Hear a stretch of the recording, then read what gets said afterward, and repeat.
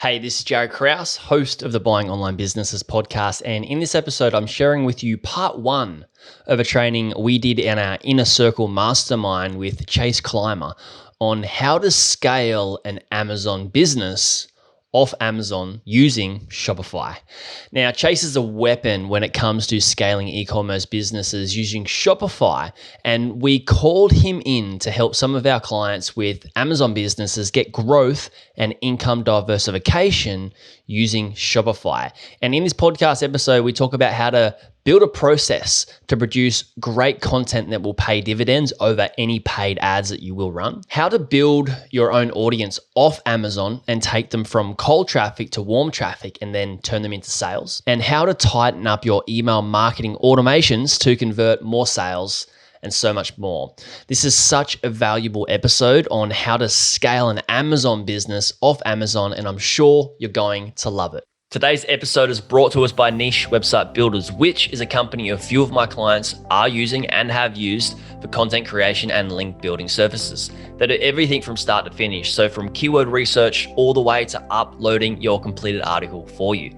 We've also had Bob members buy ready-made affiliate sites built by Niche Website Builders. So if you're looking to outrank your competitors' content and build better backlinks, Niche Website Builders and I have a special deal for you.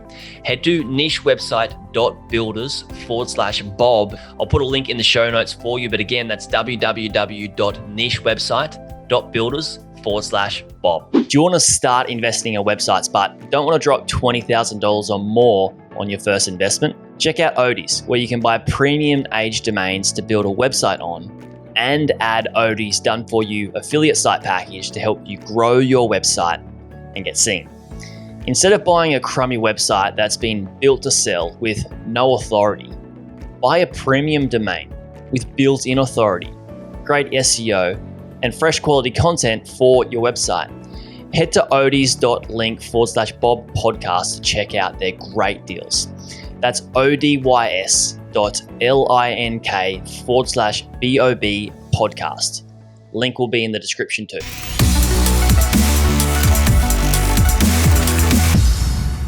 Wanted to get you on today onto the mastermind and ask you some questions about Shopify and marketing a Shopify store. We've got a few people in the mastermind who have taken their Amazon business or bought an Amazon business or taking their Amazon business and going, let's decrease our risk of only being on Amazon. And how do we build a Shopify store and start marketing a Shopify store to a whole new audience? So my question for you was, where would somebody first start? Like, say they've just got their Shopify store set up. Where would you start knowing where to sort of market, start marketing? Would you start Facebook? Would you start Google?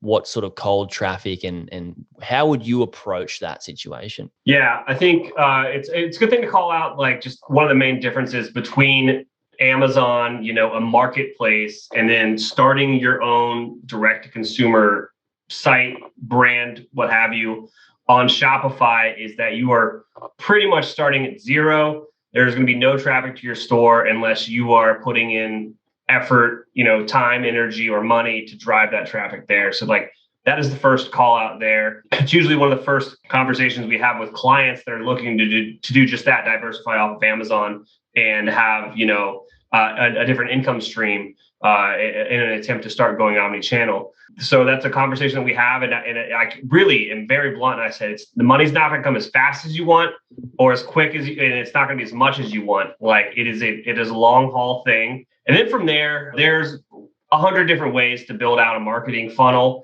But the ones that tend to work the best for brands that are on Amazon, it's usually goods on Amazon, I find, are usually things that people are searching for quite a bit.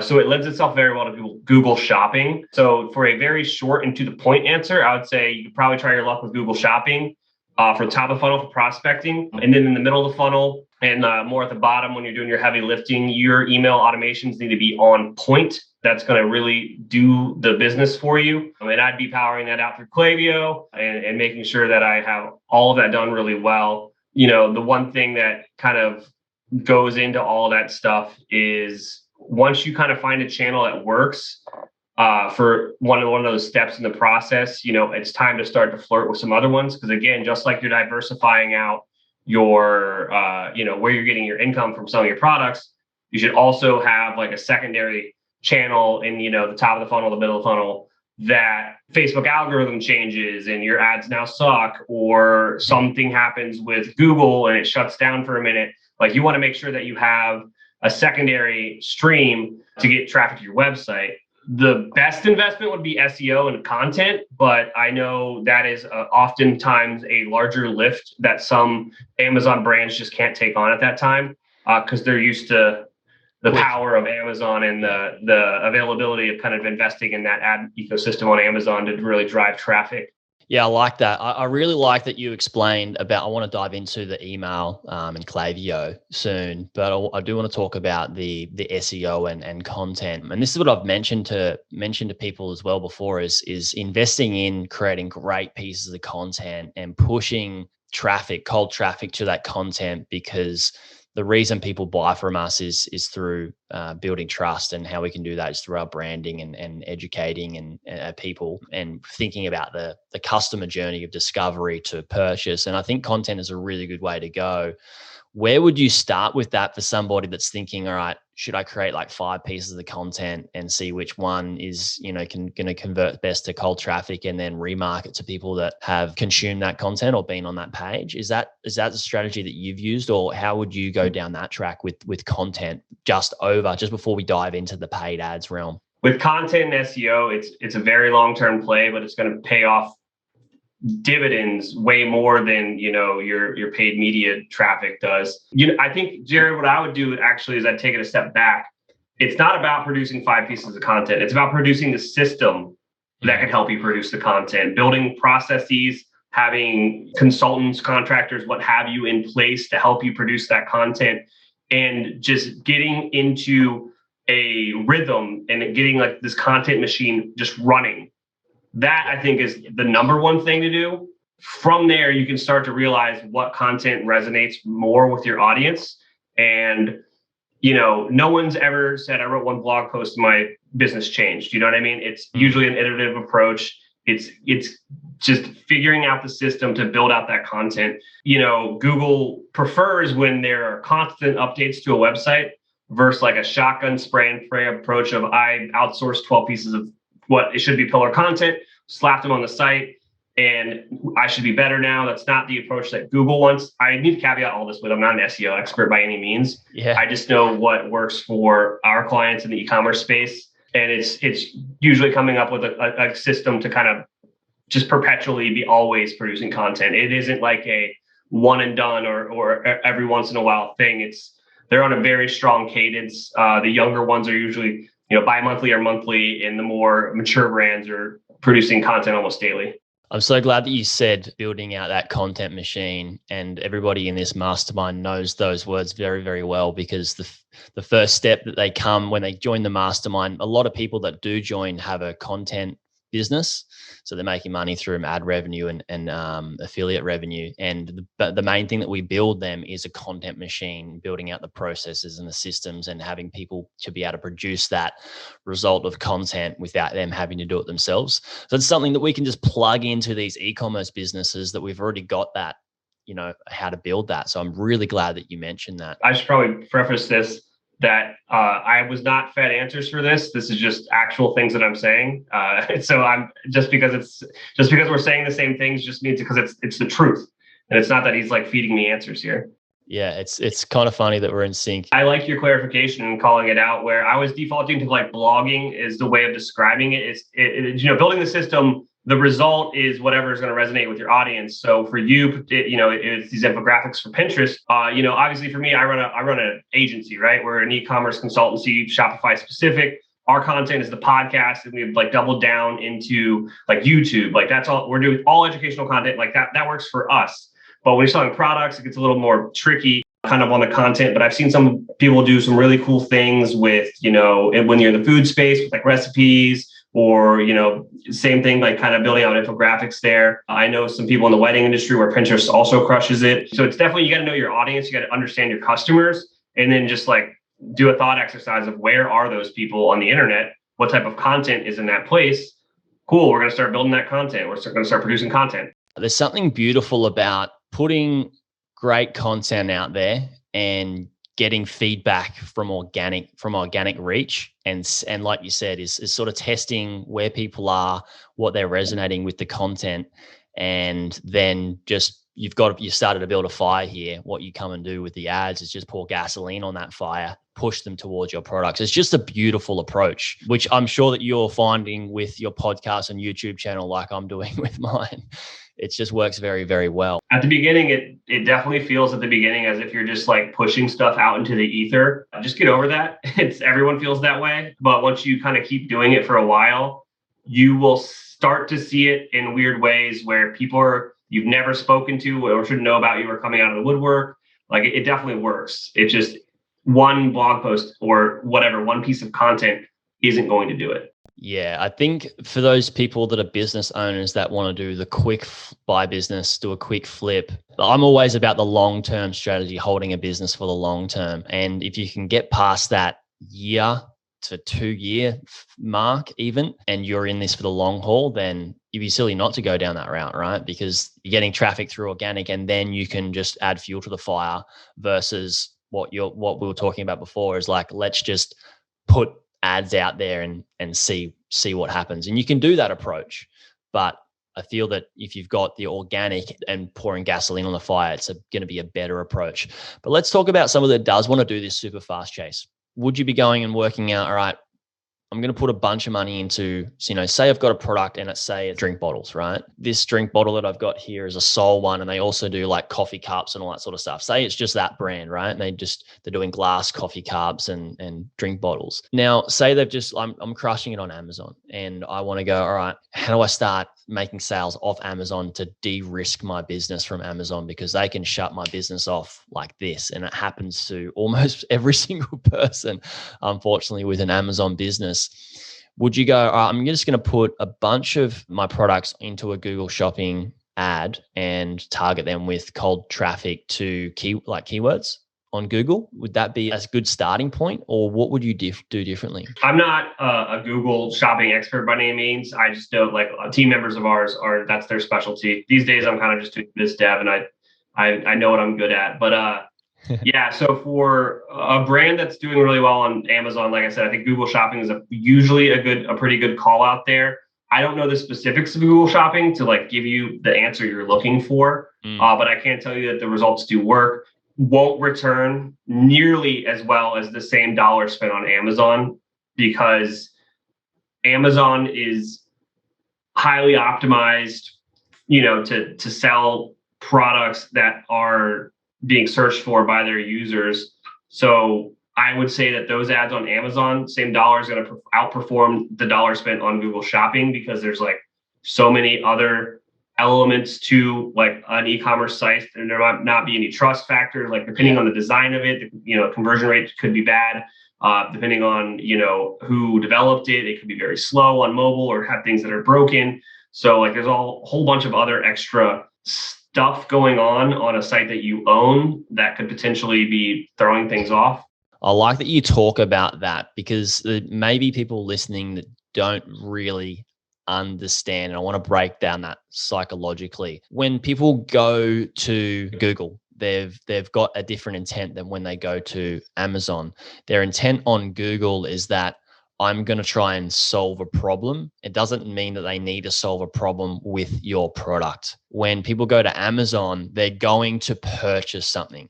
They're not trying to find an info graphic or an info article about how do I solve my problem and for free, right? They're going to Amazon with money, with the intent to spend that money on a product. It's very different to Google. And then also what you talk about, your website brand versus Amazon. Amazon has a massive brand and massive trust that's just auto built into your business when you launch or put a product on Amazon. When you start a Shopify store from scratch and you don't have social proof maybe, and you could rip some of that off Amazon, which we've got people doing, which is a great way to go. But if you don't have a great brand that people know, like, and trust, it's very hard to convert that into a sale because people buy based off trust. So I just wanted to break that down because that was really, really awesome what you said. I just really wanted people to understand why you said it. Going from 0 to 1 with a store that you own on Shopify is a very, very hard thing to do. And I would say much harder than going from 0 to 1 with an Amazon business. Amazon has that built-in, highly specific, intent-driven customer ready to buy products. So you'll see traction a lot faster there than you will on a website that you're building on your own to try to de-risk things.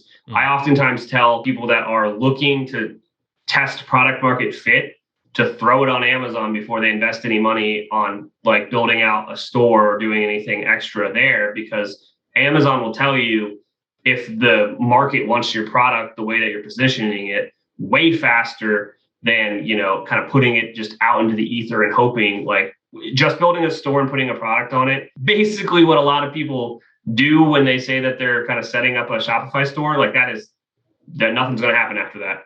And if something does happen, it's very rare and it's almost a fluke in my opinion versus being like any sort of intent. I did this back in 2013, I think. I started a business, an e-commerce business, and put all the products up there for sale, and I just didn't know what digital marketing was.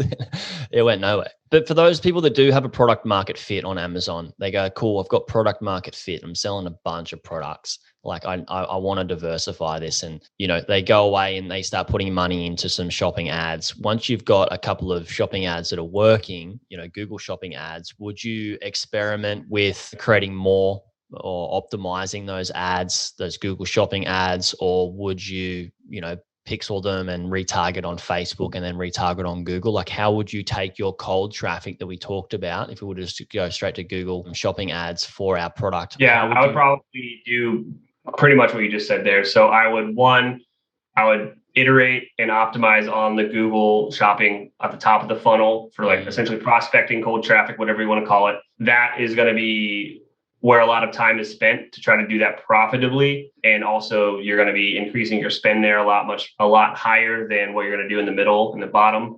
But yeah, I think Facebook and Instagram definitely makes sense for like retargeting in the bottom of the funnel to really push people over the edge. Kind of really depends on your SKU count. If you got a low amount of SKUs or like 1 or 2 products, then you can make some really cool pillar like retargeting content at those levels that are probably going to do the thing for you. But again, it's kind of like whenever you're thinking about remarketing to your customers, you kind of want to hit them where they are. So definitely repurpose all that content for email and perhaps maybe on SMS as well. Just do it in one place. I would say like definitely at least email and Facebook and Instagram would be like great middle of the funnel stuff.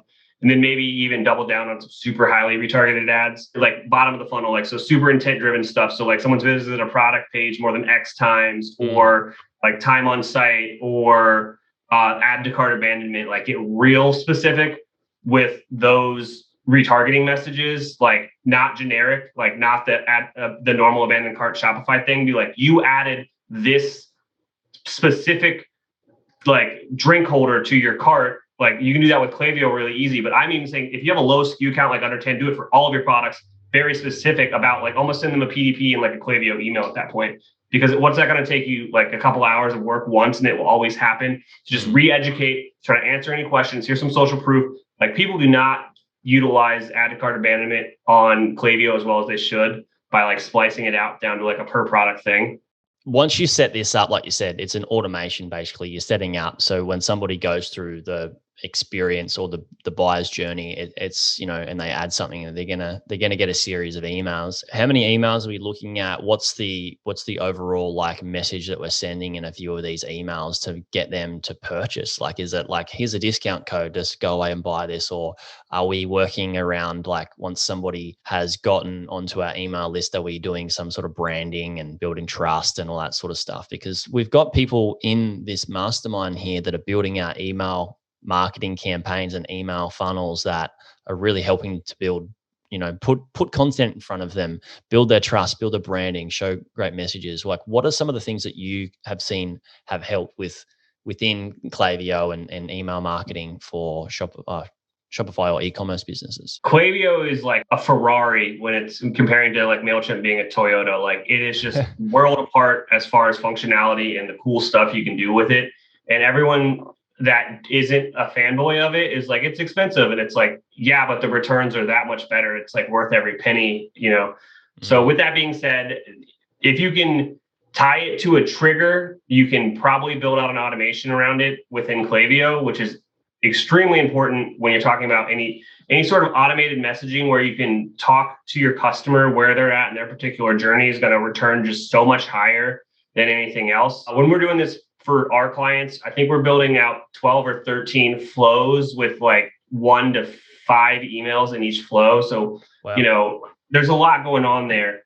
The number one is like, obviously abandoned cart emails are very, very important, but the welcome series should not be overlooked. It is going to be the number one driver of new business. Oftentimes people sign up for email lists expecting a discount, and that's okay, right? It works for some businesses. It doesn't work for other businesses. There's ways around that. If you want to get more strategic about not offering discounts, like, that's to each their own. But it's more about what the welcome series does is it educates the customer about the brand, the benefits, the values. Like, people want to buy from people. They want to hear a story. Story-driven, that's all a story, the welcome series. It should be at least 3, maybe like 5 over, the course of a couple of weeks. That one's going to be amazing because say I get targeted with this ad on Google Shopping because I was searching for something and I sign up for the email list because I'm expecting a discount code. By email 3, I haven't got a discount code yet, but like, I've seen your name a couple of times and I've read a little bit about it. And now I'm really interested in it. I'm actually going to buy this thing because you did retargeting the right way. Probably during that same time, I saw your Facebook ad 2 or 3 times. Like, right? That's how you build a winning funnel.